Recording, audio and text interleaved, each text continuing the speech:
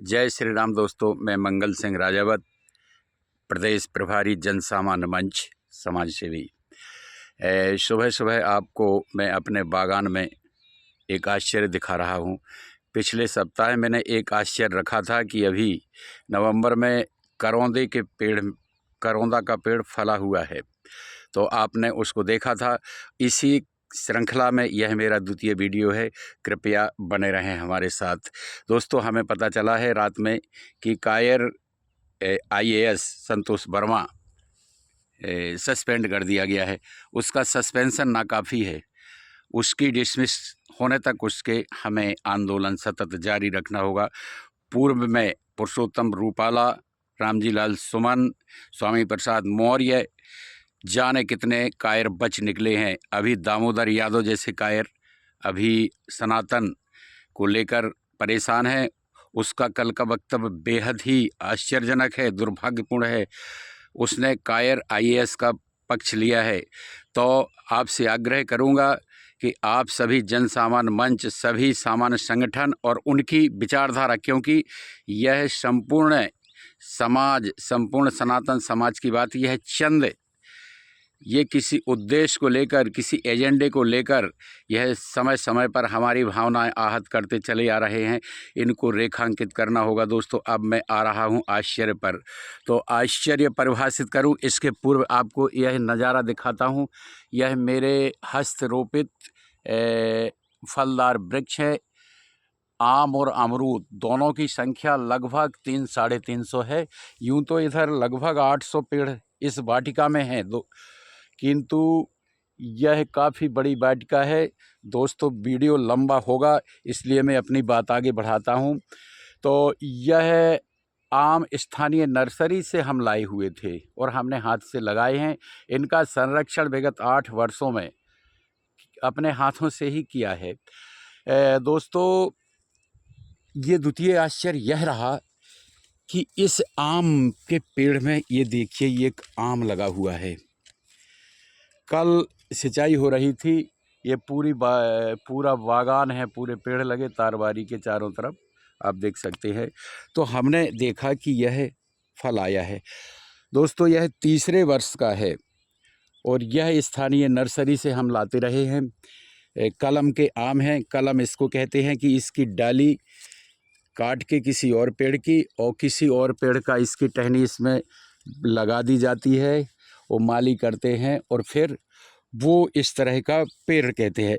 अब मैं इसको क्या कहें, इसको हम जलवायु परिवर्तन, ग्लोबल वार्मिंग या मानव निर्मित कुछ भी कह सकते हैं, होगा। किंतु मेरी नज़र में जो हमारी जो दर्शन शास्त्र है, गीता, वह क्या कहती है। तो दोस्तों, यह वर्ण संकरी व्यवस्था से जना हुआ एक पेड़ है। वर्ण संकरी व्यवस्था कैसे, जिस प्रकार यह नाना प्रकार के कायर सनातन धर्म को नहीं मानते, और ना मानो लेकिन भावनाएं आहत ना करो, तो यह हमारी घायल आत्मा का एक प्रकटीकरण है इस वीडियो के माध्यम से। दोस्तों, वर्ण संकर व्यवस्था क्या होती?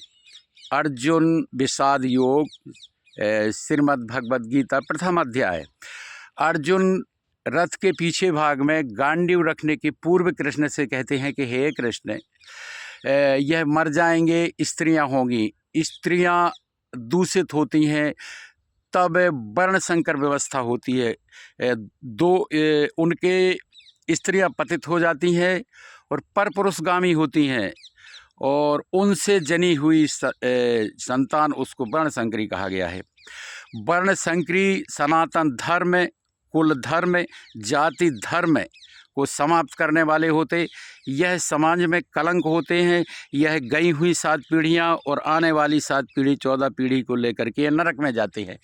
इस तरह के वर्ण संकरी व्यवस्था से जने हुए जो वर्तमान में है, जो आए दिन हमारी भावनाएं आहत करते रहते हैं, सनातन संस्कृति को आहत करते रहते हैं। कहीं किसी जाति वर्ग, कहीं कन्या, कहीं किसी नाम से, पता नहीं इन कायरों का। क्योंकि अब जो सनातन की वास्तविक संतान है, वह अपनी हजारों पूर्वजों की वास्तविक क्रम संख्या से चली आ रही संतान है, इसलिए वह ना तो कभी अपना धर्म परिवर्तित कर सकती है, ना भी रीति रिवाज, रहन सहन, उपासना पद्धति को परिवर्तित कर सकती है। किंतु यह जो नाना प्रकार के कायर नास्तिक इस सनातन से भाग करके आए दिन भावनाएं आहत करते, यह वही वर्ण संकरी है जिसको अर्जुन ने गीता प्रथम अध्याय में श्री कृष्ण से कहा है। आप उसको जरूर आत्मसात कीजिए। और श्रीमद् भगवत गीता के अंदर इस तरह के आश्चर्यों को अच्छी तरह से परिभाषित किया गया है। प्रश्नोत्तरी श्रृंखला में इन्हीं सारे प्रश्नों को रखा गया है। दोस्तों, मेरा वीडियो बहुत बड़ा हो जाएगा, इसलिए मैं इसको समाप्त करूंगा। और आपको यह आश्चर्य कैसा लगा, विशेष तौर पर वनस्पति जगत के जो विद्वान हों उनसे मैं कहूँगा कि यह आश्चर्य कैसा है, इसको परिभाषित करें। और पूर्व के वीडियो को भी आपने देखा था, उसमें करौंदा आखिर यह कैसे हो सकता है। यह निश्चित तौर पर जलवायु परिवर्तन, ग्लोबल वार्मिंग या मानव द्वारा रचित भ्रष्टाचार कहेंगे कि नाना प्रकार से प्रकृति और पर्यावरण के खिलाफ एक विनाश लीला अपनाई है। तो यह मेरा फार्म हाउस भी है। यह लगभग 8 से 10 एकड़ दोस्तों, उधर भी है, तब उसके तारवारी के उधर। यह चारों तरफ पेड़ आप देख रहे हैं। यह है आंवला, सागौन और आम इसमें लगे हुए हैं।